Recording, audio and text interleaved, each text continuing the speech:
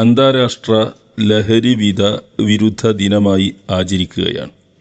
ലോകാടിസ്ഥാനത്തിൽ തന്നെ ഒരു ദിനം പ്രത്യേകമായി ആചരിക്കുമ്പോൾ അതിന് ഗൗരവമായി കാണേണ്ട ചില വശങ്ങളുണ്ടാവും. എന്തുകൊണ്ടാണ് ഈ അന്താരാഷ്ട്ര തലങ്ങളിലും രാഷ്ട്ര തലങ്ങളിലും ദേശീയ തലങ്ങളിലുമൊക്കെ ആയിട്ട് ഇങ്ങനെ ഏതെങ്കിലും ദിനങ്ങൾ ഇങ്ങനെ ആചരിക്കുന്നതിന് ഒരു പ്രത്യേക കാരണം ആ ദിനം പ്രസക്തമാകുന്നത് കൊണ്ടാണ്. ലഹരി വിരുദ്ധത എന്ന് പറയുന്നത് ഒരു ആവശ്യമാണെന്നും അനിവാര്യതയാണെന്നും അത് ലോകത്ത് നിർമ്മാർജ്ജനം ചെയ്യേണ്ടതാണ് എന്നും ബോധം ജനിപ്പിക്കാൻ വേണ്ടിയാണ്, വളർത്തിയെടുക്കാൻ വേണ്ടിയാണ് ഈ ദിനാചരണം എന്നത് നമ്മൾക്കൊക്കെ മനസ്സിലാകുന്ന കാര്യമാണ്. ഇന്ത്യയെ സംബന്ധിച്ച് ഇന്ത്യൻ ഭരണഘടനയുടെ 47-ാം അനുച്ഛേദം അതിൻ്റെ മാർഗനിർദ്ദേശക തത്വങ്ങളിൽ മദ്യവിമുക്തമായ ഇന്ത്യയെ പറ്റിയുള്ളൊരു സ്വപ്നം പറയുന്നുണ്ട്.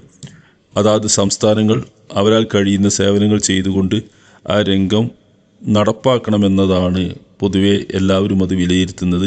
പക്ഷേ അങ്ങനെ ഒരു ഭരണഘടനയിൽ അങ്ങനെ ഒരു ക്ലോസിനെ സംബന്ധിച്ച് പൊതുവെ ആളുകൾ, നമ്മളുടെ ഭരണകർത്താക്കളും മറ്റുമൊക്കെ മൗനം അവലംബിക്കുകയാണ് ചെയ്യുന്നത്. കാരണം അവരുടെ റവന്യൂ വരുമാനം, സംസ്ഥാനങ്ങളുടെ റവന്യൂ വരുമാനം പരിഗണിച്ചുകൊണ്ടാണ് ഇതൊക്കെ നടക്കുന്നത്.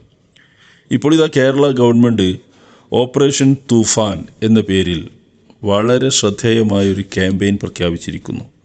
അതിൻ്റെ നടപടി തുടങ്ങിയത് മുതൽ അതിൻ്റേതായ പ്രതികരണങ്ങൾ സമൂഹത്തിൽ നിന്ന് വന്നുകൊണ്ടിരിക്കുന്നുണ്ട്. അനേക കേന്ദ്രങ്ങൾ പൂട്ടുകയും അനേക കേന്ദ്രങ്ങളിൽ നിന്ന് ലഹരി മരുന്നല്ല ലഹരി വശങ്ങൾ പിടികൂടുകയും പല ആളുകളെയും അറസ്റ്റ് ചെയ്യുകയും ഒക്കെ ചെയ്യുന്നുണ്ട്. അത്രത്തോളം അതിൻ്റെ ഗുണം എടുത്തു പറയേണ്ട ഒരു സംഗതി തന്നെയാണ്. അങ്ങനെ എല്ലാവരും ഒത്തൊരുമിച്ച് പ്രവർത്തിക്കേണ്ട അതീവ ഗുരുതരമായൊരു സാമൂഹിക വിപത്താണ് മദ്യം. നിങ്ങൾ ആലോചിച്ച് നോക്കിയിട്ടുണ്ടോ? ആരോടും ഇതിൻ്റെ ദൂഷ്യങ്ങൾ പറഞ്ഞു തരേണ്ടതില്ല. എന്നാലും ഒന്ന് ഓർത്ത് നോക്കൂ, മദ്യം വഴി പൊലിയുന്ന ജീവിതങ്ങൾ എത്രയാണ് എന്ന്. നല്ല യുവാക്കളായ ആളുകൾ, ഇപ്പോഴിതാ യുവതികളും മദ്യപിച്ചു തുടങ്ങിയിരിക്കുന്നു. നട റോഡിൽ പോലും മദ്യം ഉപയോഗിച്ച് അടിയും ബഹളവും ഒക്കെ ഉണ്ടാക്കുന്ന അവസ്ഥ വരുന്നു. മദ്യം വഴി നടക്കുന്ന കൊലപാതകങ്ങൾ എത്രയാണ്. ഈ കൊലപാതകങ്ങളിൽ സ്വന്തം മാതാപിതാക്കളടക്കം, വൃദ്ധരായ മാതാപിതാക്കളടക്കം, സഹോദരന്മാരടക്കം, പിഞ്ചു പൈതലുകളടക്കം കൊല്ലപ്പെടുന്നു. മദ്യം വഴി ഉണ്ടാകുന്ന സംഭവമാണ്.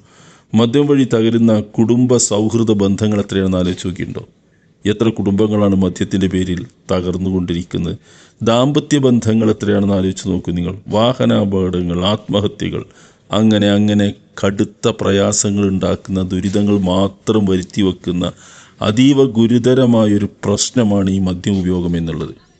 ഇത് ഒഴിവാക്കണമെന്നാണ് പറയുന്നത്. പല മാതാപിതാക്കളും മദ്യപിച്ച് വരുന്ന മക്കളെ ഭയന്നുകൊണ്ട് അയൽ വീടുകളിൽ പോയി താമസിക്കുന്നു. അവൻ വരാനാകുമ്പോഴേക്കും വീട് വിട്ട് അയൽ വീടുകളിൽ പോകുന്ന അവസ്ഥ. അത്രയധികം പ്രയാസകരമായൊരു സാഹചര്യം ഇതുണ്ടാക്കുന്നു. നബി തിരുമേനി സ്വല്ലല്ലാഹു അലൈഹി വസല്ലം ഇതിനുപയോഗിച്ചൊരു വാക്ക് ഉമ്മുൽ ഖബായിസ് എന്നാണ്. ഉമ്മുൽ ഖബായിസ് എന്നാൽ തിന്മകളുടെ മാതാവാണ് ഈ മദ്യം എന്നതാണ്. അതൊരു വിശദീകരണം ആവശ്യമില്ല. എല്ലാ തിന്മകളുടെയും ഉത്ഭവം, പ്രഭവ കേന്ദ്രം, അതിന് കാരണമാക്കുന്നത് മദ്യം തന്നെയാണ്. മദ്യത്തിന് പഴയ കാലത്ത് വളരെ പരിമിതമായ രൂപങ്ങളും രീതികളെ ഉണ്ടായിരുന്നുള്ളൂ. ഇന്നത് സിന്തറ്റിക്കായിട്ട് കൃത്രിമമായിട്ട് ഉണ്ടാക്കാനും MDMA എന്നൊക്കെ പറയുന്ന രീതിയിലുള്ള പല തരത്തിലുള്ള സാധനങ്ങൾ ലഭ്യമാണ്. അതൊക്കെ ഉപയോഗിക്കുന്ന ആളുകൾ കടുത്ത പ്രതിസന്ധിയിലേക്കാണ് ചെന്നുപെടുന്നത്. ജീവിതം തന്നെ അതോടുകൂടി തകർന്നു പോവുകയാണ്. പക്ഷേ പല കാരണങ്ങളാൽ, സാമൂഹിക സാഹചര്യങ്ങളാൽ, സൗഹൃദ ബന്ധങ്ങളാൽ, പ്രേരണകളാൽ, മതബോധത്തിൻ്റെ അഭാവത്താൽ ഇതൊക്കെ ആളുകൾ ചെന്ന് ചാടുന്നു. ഈ ഒരു ലഹരി വിഷത്തിൽ നിന്ന് ജനങ്ങളെ രക്ഷപ്പെടുത്തേണ്ടത്. നമ്മുടെ ഭരണകൂടങ്ങൾ ഈ കാര്യത്തിൽ ഉദാര മനോഭാവവും ഉദാസീനതയും കാണിക്കുന്നു എന്നുള്ളത് കാണാൻ കഴിയുന്നൊരു സംഗതിയാണ്. ഇപ്പോൾ പോലും താരതമ്യേന ലഹരി കുറഞ്ഞ മദ്യം അനുവദിക്കാം എന്നിടത്തൊക്കെ ചിന്തിക്കുകയാണ്. മദ്യം കുറഞ്ഞ തോതിലായിരുന്നാലും കൂടിയ തോതിലായിരുന്നാലും, ലഹരി കുറഞ്ഞ തോതിലായിരുന്നാലും കൂടിയ തോതിലായിരുന്നാലും പടിപടിയായിട്ട് കനത്ത നാശത്തിലേക്ക് അത് ചെല്ലും. എന്ന് മാത്രമല്ല, ഗവൺമെൻറ്റുകളൊക്കെ, നമ്മുടെ ഭരണകൂടങ്ങളൊക്കെ കാണുന്നത് ഔദ്യോഗികമായി വിൽപ്പന നടത്തുന്നതൊക്കെ ഒറിജിനലും അല്ലാത്ത നികുതി പണം ഖജനാവിലേക്ക് വരാത്തതൊക്കെ വ്യാജനുമാണ് എന്ന നിലക്കാണ് വേട്ട നടത്തുന്നത്. സത്യത്തിൽ എല്ലാ ലഹരിയും വ്യാജൻ തന്നെയാണ്. എല്ലാ ലഹരിയും അപകടകരമാണ്. അത് ഗവൺമെൻറ് ഔദ്യോഗികമായി വിതരണം ചെയ്താലും അനൗദ്യോഗികമായി മറ്റുള്ളവർ എത്തിപ്പെട്ടാലും ഒക്കെ അപകടകരമാണ് എന്ന കാര്യത്തിൽ ഒരു തർക്കവുമില്ല. വിശുദ്ധ ഖുർആൻ ഇതിന് ഉപയോഗിക്കുന്ന വാക്ക് ഖംർ എന്നാണ്. ഖംർ പറഞ്ഞാൽ മാ യുഹ്മിറുൽ അഖ്ൽ എന്നാണ്, ബുദ്ധിക്ക് മറയിടുന്ന വസ്തു എന്നാണ്. അവൻ ബുദ്ധി, സാമാന്യ ബുദ്ധി മനുഷ്യന് അനിവാര്യമാണ്. മനുഷ്യനെ മനുഷ്യനാക്കി നിർത്തുന്നത് അവൻ്റെ ബുദ്ധിയുടെ പ്രവർത്തനങ്ങളാണ്. അവനെ വിവേകമുള്ളവനാക്കുന്നത് തൻ്റെ സ്വത്വബോധത്തോടു കൂടി മുന്നോട്ട് പോകാൻ അവനെ പ്രേരിപ്പിക്കുന്നത് അവൻ്റെ ബുദ്ധിയാണ്. ആ ബുദ്ധിക്ക് തടസ്സം സൃഷ്ടിക്കുന്ന മറയിടുന്ന എന്തും ഹംറാണ്. അത് ഏത് രീതിയിൽ എങ്ങനെ ഉണ്ടാക്കിയാലും ആ പ്രയോഗം തന്നെ വളരെ ശ്രദ്ധേയമാണ്. ബുദ്ധിക്ക് തടസ്സമുണ്ടാക്കുന്ന, കോട്ടം തട്ടുന്ന ഒന്നും വരാൻ പാടില്ല എന്ന് ഇസ്ലാം കാണുന്നു. മനുഷ്യനെ സ്വബോധത്തിലും സ്വബുദ്ധിയിലും നടക്കുന്ന നല്ലവനായി, വിവേകമുള്ളവനായി കാണാനാണ് ഇസ്ലാം ആഗ്രഹിക്കുന്നത്. അതിന് തടസ്സമാകുന്ന എല്ലാ സംഗതിയും ഇത് വിലക്കുന്നു.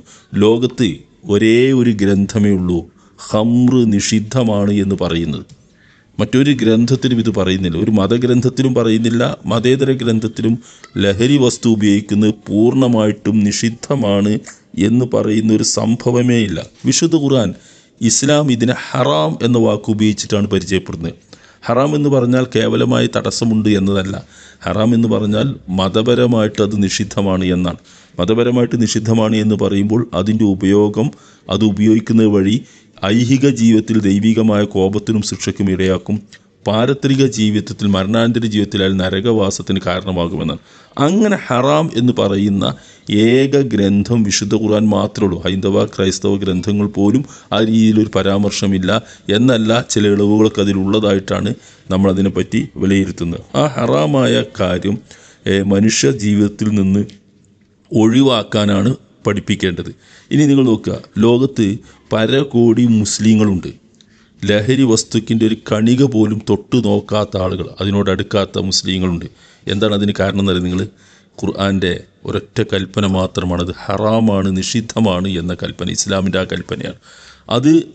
അത് മാത്രം ശ്രദ്ധിച്ചുകൊണ്ട് ഇന്നും ലോകത്തിൻ്റെ 1400 വർഷങ്ങൾ പിന്നിട്ടല്ലോ, ഇന്നും ലോകത്തിൻ്റെ എല്ലാ ഭാഗത്തും അനേക കോടി മുസ്ലിങ്ങൾ ലഹരിയോട് അടുക്കാതെ ജീവിക്കുന്നത് ഈ ഒരു വിശ്വാസമാണ്. അപ്പോൾ മർമ്മപ്രധാനമായ വിഷയം മനുഷ്യനെ സത്യവിശ്വാസിയാക്കി, ദൈവവിശ്വാസിയാക്കി, ദൈവിക നിയമങ്ങൾ പാലിക്കുന്നവനാക്കി മാറ്റുക എന്നത് തന്നെയാണ്.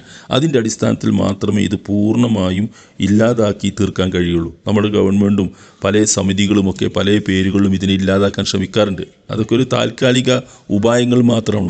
വായനയാണ് ലഹരി, പിന്നെ അതാണ് ലഹരി, ജീവിതം തന്നെ ലഹരിയാണ്, ഫുട്ബോളാണ് ലഹരി എന്നൊക്കെ പറയുന്നത് താൽക്കാലികമായ ചില ഉപായങ്ങൾ എന്നല്ലാതെ ഒരാളും അതിൻ്റെ പേരിൽ ലഹരി ഉപയോഗിക്കുന്നത്, യഥാർത്ഥ ലഹരി ഉപയോഗിക്കുന്നതിൽ നിന്ന് മുക്തനാവുകയോ മോചിതനാവുകയോ ചെയ്യുന്നില്ല.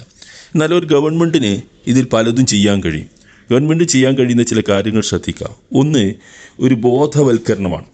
ഒരു സംവിധാനത്തിന്, ഭരണകൂടത്തിനോ സംവിധാനത്തിനോ ജനങ്ങൾക്കിടയിൽ ശക്തമായ ബോധവൽക്കരണം നടത്താം. ഇതിന് മതാധ്യാപനങ്ങൾ ഉപയോഗിക്കാം, മതപാഠങ്ങൾ ഉപയോഗിക്കാം, പൊതുവായ ധാർമ്മിക മൂല്യങ്ങൾ ഉപയോഗിക്കാം. ഇതൊക്കെ ഉപയോഗിച്ചുകൊണ്ട് ജനങ്ങളെ ബോധവൽക്കരിക്കാൻ കഴിയും. ആ ബോധവൽക്കരണം പാഠശാലകളിൽ തുടങ്ങി യുവാക്കളിലും ക്ലബ്ബുകളിലും മറ്റു മേഖലകളിലൊക്കെ വ്യാപിപ്പിച്ചാൽ അതിൻ്റേതായ ഒരു ഗുണം ആ സമൂഹത്തിന് കിട്ടും.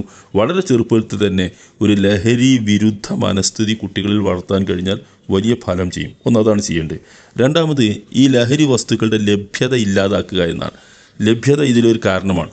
ഒരു ഗവൺമെൻറ്റിന് വേണമെങ്കിൽ, നല്ല ഇച്ഛാശക്തിയുള്ള ഒരു ഗവൺമെൻറ് ആണെങ്കിൽ അതിന് തൻ്റെ ഭരണകൂടത്തിൻ്റെ, തൻ്റെ സംസ്ഥാനത്തിൻ്റെ അതിർത്തിയിലേക്ക് കടക്കാൻ അനുവദിക്കാതെ നിയമപാലകരെ ഉപയോഗിച്ചുകൊണ്ട് പ്രതിരോധിക്കാൻ കഴിയും. അങ്ങനെ ഒരു നിലപാട് ശക്തമായിട്ടെടുത്താൽ ഇതിൻ്റെ ലഭ്യത ഇല്ലാതാക്കാൻ കഴിയും. അതിന് വരുന്ന ആളുകളെ നിരീക്ഷിക്കാനൊക്കെ സംവിധാനങ്ങളുണ്ടായി. ലഭ്യത ഇല്ലാതെ വന്നാൽ ഇത് ഉപയോഗം കുറയും, സ്വാഭാവികമായിട്ട് അളവ് കുറഞ്ഞു വരും, മാറ്റിക്കൊണ്ടുവരാൻ കഴിയും.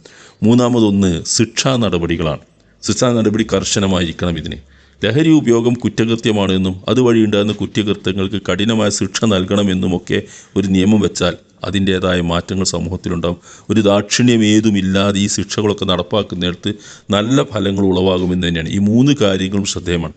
നാലാമതൊരു കാര്യം, ഈ ഗവൺമെൻറ് ഉദ്യോഗങ്ങൾ വഹിക്കുന്നവരും വഹിക്കാൻ യോഗ്യത നേടുന്നവരുമൊക്കെ ലഹരി മുക്തരായിരിക്കണം എന്നൊരു നിയമം വന്നാൽ, ഒരു PSC പരീക്ഷ എഴുതാനും മറ്റുമൊക്കെ ലഹരി ഉപയോഗിക്കുന്നവരാകരുത് എന്നൊരു നിയമം വന്നു കഴിഞ്ഞാൽ സമൂഹഗാത്രത്തെ അത് നന്നായിട്ട് സ്വാധീനിക്കും, സമൂഹാന്തരീക്ഷത്തിൽ മാറ്റങ്ങൾ ഉണ്ടാക്കും. എന്ന് മാത്രമല്ല, ഔദ്യോഗിക സ്ഥാനം വഹിക്കുന്ന മുഴുവൻ ആളുകളും ലഹരി ഉപയോഗിക്കുന്നവരാകരുത്. മന്ത്രിമാർ, MP മാർ, MLA മാർ, മറ്റു മേഖലകളിലൊക്കെ പ്രവർത്തിക്കുന്ന ഔദ്യോഗിക സ്ഥാനങ്ങളും ബഹുമതികളുമൊക്കെ ഏറ്റെടുക്കുന്ന ആളുകൾ, ഇവരൊക്കെ ലഹരി ഉപയോഗിക്കാൻ പാടില്ല എന്നൊരു പൊതു നിയമം ചട്ടവുമൊക്കെ നടപ്പാവുകയാണെങ്കിൽ സമൂഹത്തിൽ വലിയ മാറ്റങ്ങൾ ഉണ്ടാക്കാൻ അതിന് കഴിയും.